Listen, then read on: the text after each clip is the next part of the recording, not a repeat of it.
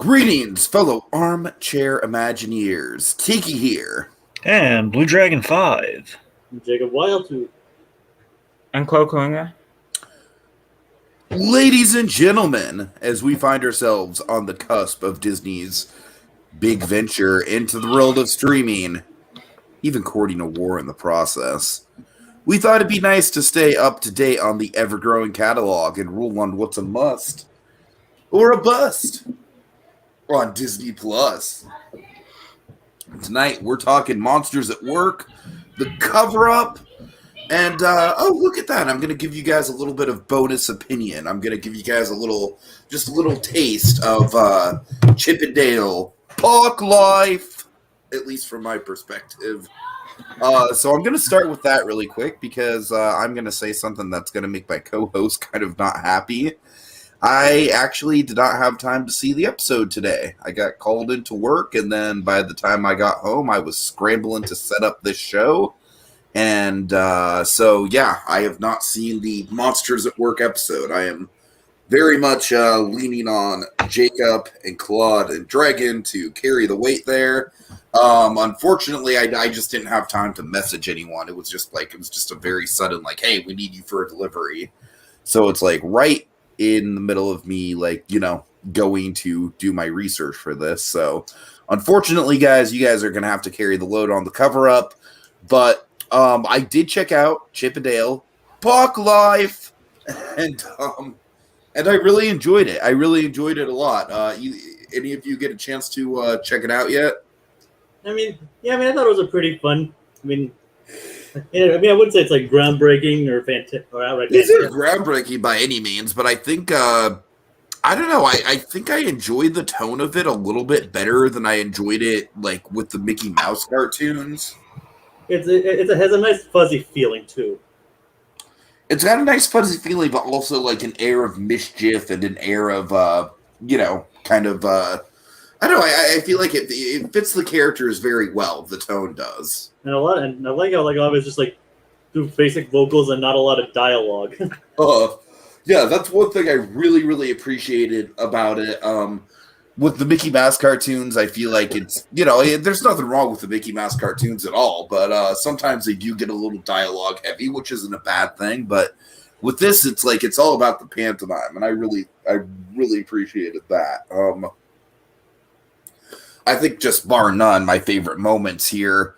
I thought the first short of the three I thought was the best. The one where they're kind of stealing the acorns from the popcorn cart that Pluto's randomly guarding, and then we see Pluto's I don't know, his nephews or whatever, or maybe just his offspring, who knows? But they are so sad and down to the dumps that they've literally got a trademark sad harmonica. It gets stolen by the Beagle Boys.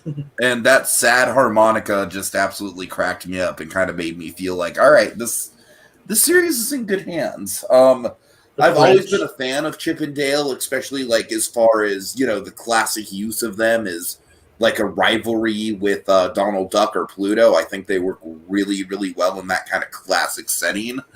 And I'm genuinely looking forward to following this show. I don't know if we're gonna recap it every week. I don't think we will because as far as I know, there's going to be a new episode of this every week for the next 40 weeks or something like that.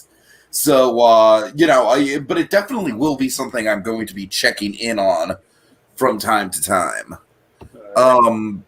Also, that's pretty much it. That's pretty much all I can say this episode, guys. Why don't you just dive right into the cover up, and I'll be here to run the technical side of things. All right. Okay.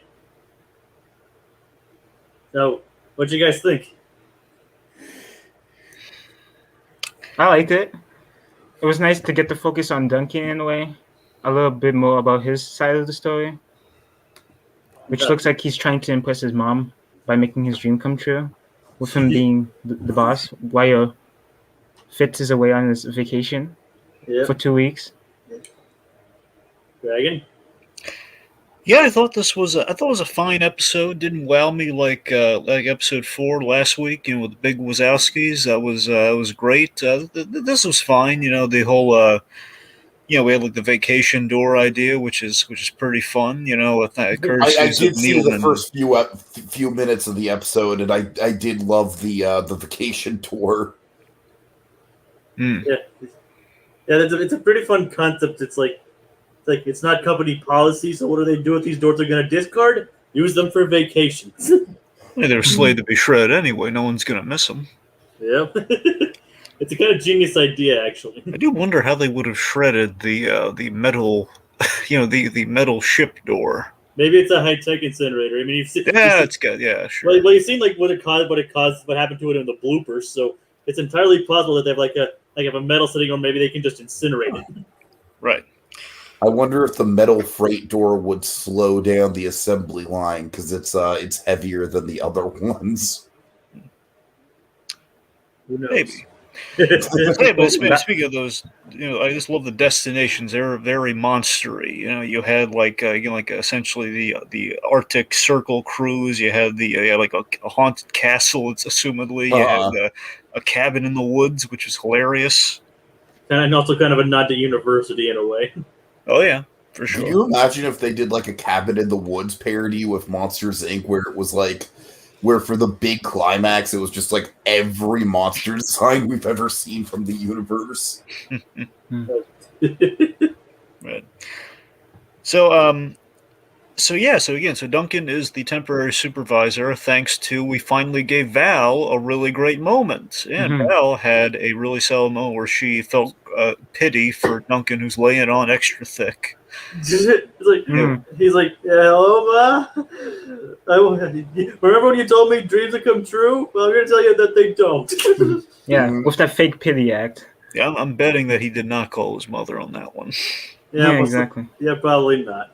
Yeah, but seriously, Val, great moment of her, helping Duncan. Really, really nice. There's like, take a little spinning the wheel back, like, hey, I was mistaken. Duncan's the new supervisor. So, but it's also kind of one they quickly regret. Certainly. Which, how do you guys feel? We kind of went the more conventional route with, okay, so Duncan, he becomes a cocky tyrant. Well, I mean, everybody saw it coming, though. Yeah, exactly. It's a little stock, but, it makes sense. Mm-hmm. I mean, that's kind of what I've always appreciated about Duncan's character, though, is that I feel like he's a stock character that gets a little bit more development than the usual sort of like work rival. That's it's what like I'm saying. He starts out from a very stock place, but I feel like as the season goes on, I still have faith that we're going to kind of peel back more layers on him. Right. Duncans have layers. Duncans have layers. Anyway, but yeah, so we kind of we set Duncan back a little bit here off his high horse with the old scream canister fight, which is great. I love how we use the scream canisters as sort of like these kind of mini jetpacks almost, like these missiles. Well, and it does kind of highlight like a logistical issue of what they're going to do with all the screen power now that it's useless. They just get rid of it. Yeah.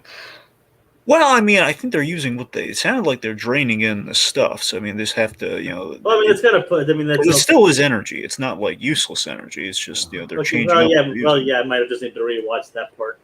Right. Anyways, of course, it creates this whole giant domino effect, which then leads to like literal domino effects. Everything gets knocked down, and it's a wonderful sequence. All the scream energy is going crazy. Basically, Tyler started it, Duncan continued, and Cutter enabled it. Yeah. Well, technically, Cutter started it because she's the one that told Tyler. Well, technically, like I said, that's what I mean. Like she enabled it. She didn't exactly do it herself. Well, she gave him the light bulb. Like she didn't say do it, but she said, "Oh yeah, well that could happen." And she's like, "Yeah." Well, he said enable. That's kind of the same thing. All right. But yep, Duncan escalated in a pretty creative sequence where they're flying through the different sections of Monsters Inc. and they cause the power outage. Yeah, it was a really spectacularly animated sequence with that. Anyways, I know that's like not nearly as good as like the movie animation, but the animation is still actually pretty good in this series. Oh yeah. So Argus, we got to talk about Argus Blink, essentially an operative of Merc. No, not Mercenary for Hire, kids, and no, not Murray's Eye and Retina Center, which is a really priceless joke from Mike Wazowski. By I the wonder. way, Can you imagine how much Mike's contacts would cost? well, it's like 75% eyeball, so I'm assuming a lot. Yeah, like he even says that in this one. It's like that's kind of creepy, and this is coming from a guy who's almost 100% eye. Yeah, yeah. Right. So this guy's like the representative and the inspector for the Monstropolis Energy something commission, like a recumbent commission or something. Reconnaissance, not reconnaissance. Regulatory. It's regulatory. It's Regulatory, yeah. right? Monstropolis Energy Regulatory Commission. He seems to have it out for laugh energy too. Yeah, it's very much. Again, this is a huge, unprecedented changeover, and this is the kind of stuff I really want to. I like that we're addressing now. So I really love this character for a number of reasons. One, kind of the bureaucracy of it all. But two, more importantly, the voice actor. We have the great John Michael Higgins, Varric himself. I knew that voice. Playing. I knew that voice sounded familiar. And Minimax from. Minimax. So two big Hero 6 series people. Yes. Nice. Minimax. He definitely lets Hammy here. Oh yeah, but that's the thing. He's mocking this changeover that he assumes is doomed to fail, given this blackout. So he's not like he's aching to shut it down, but he'll be shocked if it isn't going to get shut down. Hence, keep calling Sully, Mr. Laugh Energy. So I love the uphill battle that Sully's. I love I think John Goodman really brought it in this episode. He didn't get a lot, but I think he really brought it. Where you get, I like seeing Sully in the CEO position, being really responsible and being very cooperative. Just seeing how professional he is compared to his counterpart Mike Wazowski, who's trying to bribe the official. Yeah, twice with money and tickets. Yeah. Since Smitty and Needleman, you were like, hey, Mike wanted us to bribe you with this new car. Just literally calls out that's a bribe. So Billy Crystal's on fire too. The whole here's 50, get rid of the car. And actually, wait, here's 20, get rid of the car. Wait a minute, just get rid of the car. They work for you. He's just keeping the money. Like, hey, what am I doing? I pay you anyway. Exactly. So it almost looked like his new car. Yeah, Mike. Well, we know Mike was eyeballing a new car. I wonder if that is his or not. Mm-hmm. Well, who knows? Maybe it's the perks of being the Decorum or whatever he is. Right. I can't remember the pronunciation. Verdedicrum. Yeah, that. I can never remember how to pronounce that. Anyway, just don't ask me to spell it. Okay. You know how to pronounce it, but not how to spell it. Yes. So anyway, speaking of eyeballing it, we have the sentries that essentially Argus here. What he does, he uses this case full of eyeballs, these freaky eyeballs, to basically scan and search over like sentries or drones or what have you to see what was the cause of the blackout and like who's keeping that everything all hush hush, hence the cover up. And oh boy, here's the thing: the eyeballs, they're neat. Maybe a little bit much though. What do you guys think of the eyeballs? I mean, I thought they were actually pretty creative. I mean, like, make sure they're not like high tech drones or anything like that, but you can't really expect everything to be like that. And they're no, I'm not saying we needed drones. I'm just saying the whole eyeball thing. Was it too creepy to go past the line for you? What'd you think? I mean, I didn't really think it was like too out of line or anything for this show. I mean, just a creative and kind of funny way to like show how he finds things. Yeah, I'll tell you. Here's the thing. I think it's cool. The one thing I did not need with it, though, I didn't need us stepping on, like, squishing one of the eyeballs. I did not need that. That's bringing it back to, like, Fish Mooney and Gotham. I didn't need that. Yeah, that looks gross. Thank goodness we didn't see it, but still, just the pop. It's like, oh, God, it's horrifying.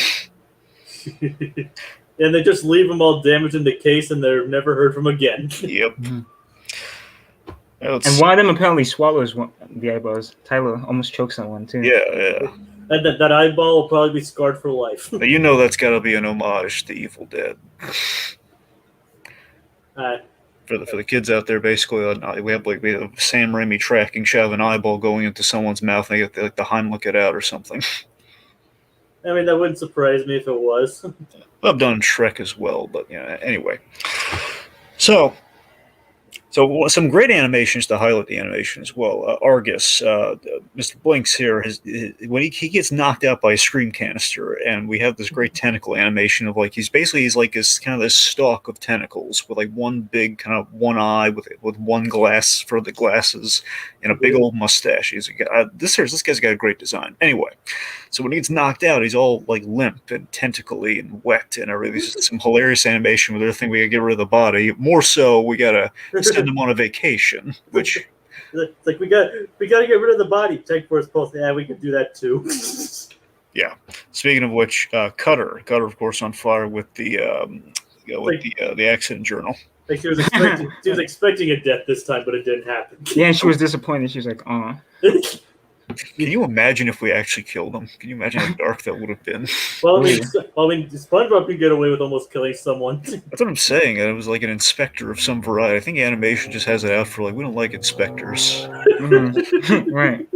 Health inspector, or, like city planner or something. No, we don't like it. Regulatory committee, we don't dig it. Well, at least he didn't choke this time though. Mm-hmm. He just thank goodness. He just had don't we hate them in real life too though? Sometimes. Not always. Anyway, so okay, so here's something I want to talk about. So I'm iffy on the end of the episode, on kind of the moral of it all, because here's the thing. So I like that Argus and Fritz, they come back, all relaxed and all vacation-y, and like he's in the shirt and everything's all like suntan and sunburn, like that's great. But the lack of consequence on Duncan and Tyler may have been a missed opportunity. On the other hand, I don't necessarily mind just kind of assuading things at the end with Mike and so they're cool guys. Everyone makes mistakes, and sometimes you need to cut people a break, which is the thing we kind of epitomize through the Argus character. But it just feels like I was kind of expecting for a moment. I was like, oh boy, are they going to go because we have other episodes left? Are we going to go the university route here? We're actually going to kick them out. We're actually going to fire, if not Duncan and Tyler, then at least Duncan, to then go on the humbling journey of bringing Duncan back or something. We didn't do that. Because they did screw up majorly here. Especially Duncan. Because he can't start everything by treating Tyler like crap. Yeah, again, exactly. So I'm saying we kind of walk away at the end of this with like, it's a joke. It's a joke with Mike, but it's like, it's not really, I feel we could have done a little bit more. It doesn't hurt the episode, but it makes me wonder where they could have gone. I mean, they admitted their guilt, and they realized that they realized each other's faults. So I think that was more of the point. Like they realized that at least at this point, it wasn't worth it to point blame at each other. Yeah. So I mean, they learned something, I guess. So they were willing to sacrifice for each other. So sure, or sacrifice each other. Yes, as Fritz put it. Gotta love these Fritzisms. I will never get tired of Fritz, the almighty Winkler. Every week. Yep. Yes, nothing beats the Fonz, kids. Hey. All right, so speaking of which, okay, let's start with the best part of the episode. All right, so the comedy class at the end I thought was utterly priceless and hysterical, and I loved it so much. It makes a lot of sense why some of them would be confused by a knock-knock joke. Because they deconstructed the knock-knock joke in the monster world, which involves doors, which just confused. They're taking it so literally. Uh-huh. And then Mike... And basically Mike's reaction at the end, like, "What are you doing this? What just happened? It's humor." He's literally. Mike has a mental breakdown as he's carried out off in a stretcher, and I was laughing so hard. I love Chuck beforehand. We have one of these monsters in the class named Chuck. He's like, "Don't make me lie! Don't make me lie to kids!" Because apparently it's better to scare kids than lie to them. Yeah. It's the whole ethics thing. Yeah. Mm-hmm. But Mike's reaction to that is I'm sure how a lot of people react to their parents when they're trying to just tell a joke, and then their parents are like, and then I explain it turned into a moral lesson, it was a joke.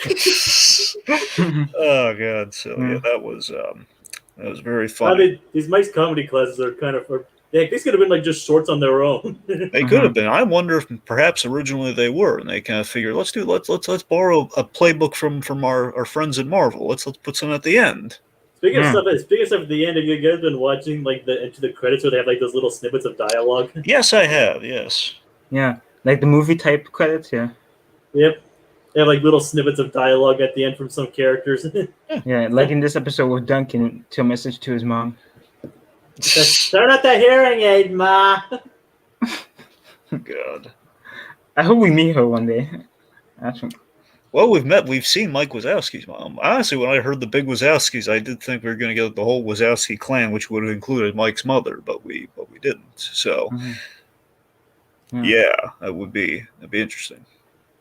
Anyway. Oh, we've seen Tyler's mom, and technically we've seen his dad, who was John Ratzenberg. We don't talk about that yet. There was a deleted scene. I know. So I'm hoping maybe. Well, we'll see him, but we will see him as the Abominable Snowman, though. I'm looking forward to that, regardless, as long as we get some Ratzenberg, because it's been too long. We didn't get him in Luca, and I feel so despondent that we didn't get him in Luca. Like, what? He's not in Luca? I haven't heard Ratzenberg in so long. maybe he might be in Turning Red. Who knows? Let's hope. I hope so. What if he's a mailman in Turning Red? Oh, God. Well, Hey, just delivering the paper for you today.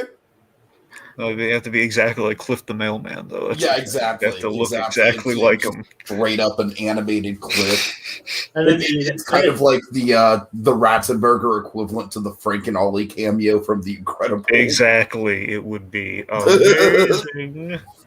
All right. All right. Well, I think yeah. Tyler's parents don't look anything like him. Like his mom and his dad. Somehow they made him. What is it color-wise? Like, would that make purple? Like, I think his father was red and his mother's kind of like a green, like that. No. Yeah, but they don't even look physically anything alike either. Well, it's like monster DNA. You don't know what you're gonna get. I know, but Mike's family almost looked like him. Well, that's fair. I mean, it might just be different between monster species. Who knows? That we're just looking too much into it. I'd like to think it's like maybe twins runs in Mike's family. Ergo, it's like always like two sets of eyes. Like, I said, that we're just looking. Yeah, we're just looking too much into it. Yeah, probably. All right. Well, I think we've run the gambit on this one. Yeah, it was a fun episode. This series still continues to be decent and fun. Yeah. Well, I love the part how Duncan keeps trying to explain that it's not cover up to everyone. Oh yeah. It's like just put this giant tarp over it. Nobody will know. It's like, oh yeah, because that's more covert. All right. All right, guys. Well, I will be sure to watch this episode before we talk about the next episode, so I can actually form an opinion on it. I would hope so. And until then, that'll do it for us this week as we holster our remotes. Till the next installment calls for the draw. Mano y mano. Just Plus and Us. It's not cover up. You didn't see nothing. You didn't see nothing. Well,